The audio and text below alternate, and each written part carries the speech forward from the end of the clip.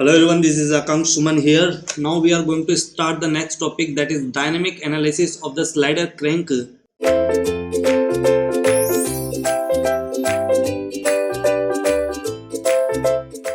In this chapter we have seen how can we calculate the velocity and acceleration and the displacement of the piston. Okay, this is basically the kinematic part of the single slider crank mechanisms. That was the okay. Now we are going to start the discussion on the dynamic means when we consider the forces applying on the forces working on the piston as well as working on the crank as well as connecting rod. This is the dynamic analysis of the slider crank. Okay, so first we will consider about the forces on the piston. Okay, so let me draw. Suppose this is our piston. You can consider this is the piston here. Okay, I'm taking a piston outside. So here, since you can see here in the diagram, there is a gases filled inside the piston cylinder. Okay, there is a gas which is working. Okay, and which is pushing the piston in the forward direction. Are you getting my point? The gases of the piston cylinder arrangement, the gases inside the piston cylinder arrangement are trying to push the piston in the forward direction. That means in this direction. So again there will be a forces which will working on the another side of the piston. See here, this is the PA. This is the pressure. This is the pressure on the piston by the gas. Okay, and if I'm considering force, so P1 would P1 into A1. Okay, P1 into A1. This is the another side of the piston, because we will consider both. We will consider the forces on the cover side. This is the cover side of the piston and this is the crank side of the piston. Are you getting my point? See, this is the cover side of the piston and this is the crank side of the piston. So we will cover forces. We will consider forces on the both side. That means on the cover side and the crank side of the piston. We will consider forces on both the sides. So on the cover side the forces will be P1A1 and on the crank side of the piston the forces will be P2A2. Here in the diagram you can see that P1 P2 is the pressure applying. This is the pressure applied by the gas. So this is the pressure. This is the pressure of gas on cover side and crank side of the piston. Crank side of the piston. This is the pressure P2, which is pressure on the crank side of piston. Okay. So this is the pressure. This is the forces applied by the gas on the piston. Okay. And A1 A2 is the cross section area. A1 A2 is the cross sectional area of the piston. Cross sectional area. This is the cross sectional area of the piston on cover side and crank side. This is cross sectional area of the piston on the cover side and the crank side of the piston. Crank side of piston. So this is the cross section area. Okay, and D is the, you can write it as D is the diameter of the piston. Diameter of piston. And if there is piston rod, we all know that piston is having the piston rod. So small d is the diameter of the piston rod. This is the diameter of piston rod. Piston rod. So if you want to calculate the value of A1, that would be the area, cross section area of the piston on the cover side.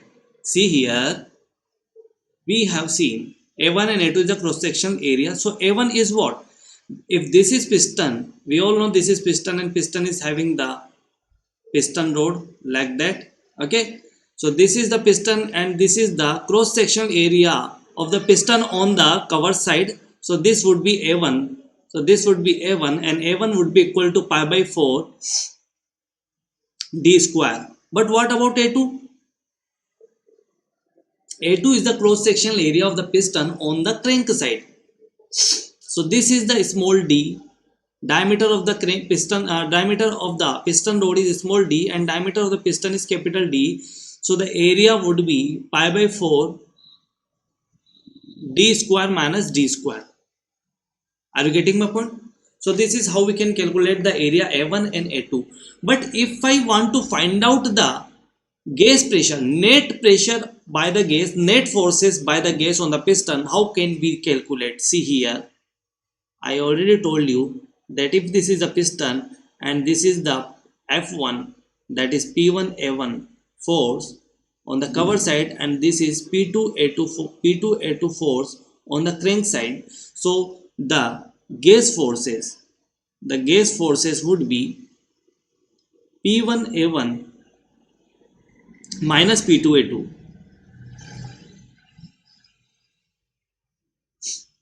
So this would be the gas pressure on the piston. Okay.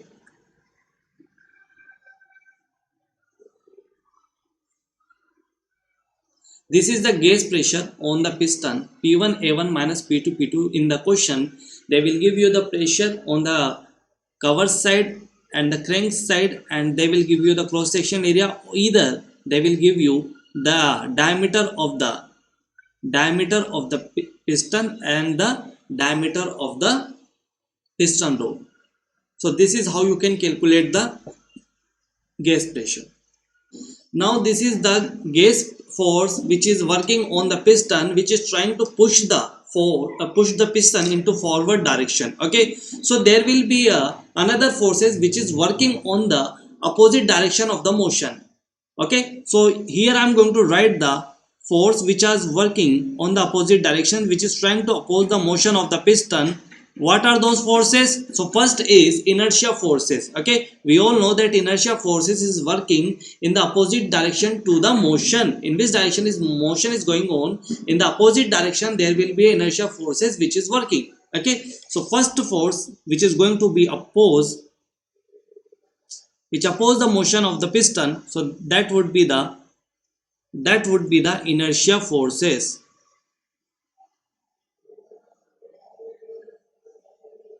This would be inertia. This would be the inertia force, or you can call it as shaking force. Sometimes you can see the shaking force. Either it is inertia force or it is shaking force. We all know that what is the inertia force or shaking force? That is Fi is equal to mass into acceleration. Okay, and we have calculated the acceleration in the last topic, the acceleration of the piston. Okay, so I'm just putting the value of the acceleration here in this equation directly. So it would become the inertia forces of the piston. So M multiply mr omega square cos of theta plus cos of 2 theta by n. This was the formula for the inertia forces. That means it is the acceleration r omega square cos theta plus cos theta by n. So we have calculated the inertia forces. Okay, sometimes they will ask you to find out the inertia forces.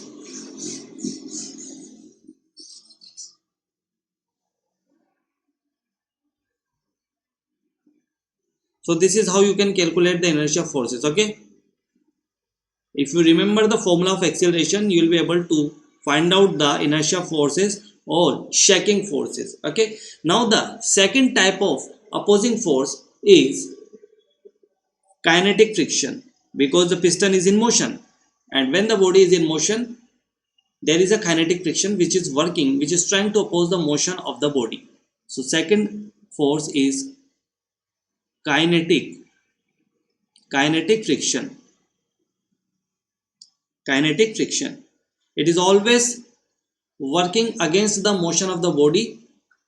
It may be in plus, it may be in minus direction. Okay, it depends on the direction of the piston. Okay, so these are the forces This is the gauge pressure, the gauge forces, and these two are the inertia forces and shaking forces. But this is the forces, but these are the forces when the piston cylinder arrangement, when the single slider crank mechanisms arrangement is horizontal. Okay, if there will be a vertical arrangement, there will be a different forces may be there. Okay, maybe there will be a one more force which can be added, okay, to these forces. Okay, so but these forces which we have calculated, these are the forces which is working on the single slider crank mechanisms in the horizontal condition. So on the basis of dynamic analysis, we will calculate the piston effort, then we will calculate the output of the engine. Okay, so thank you.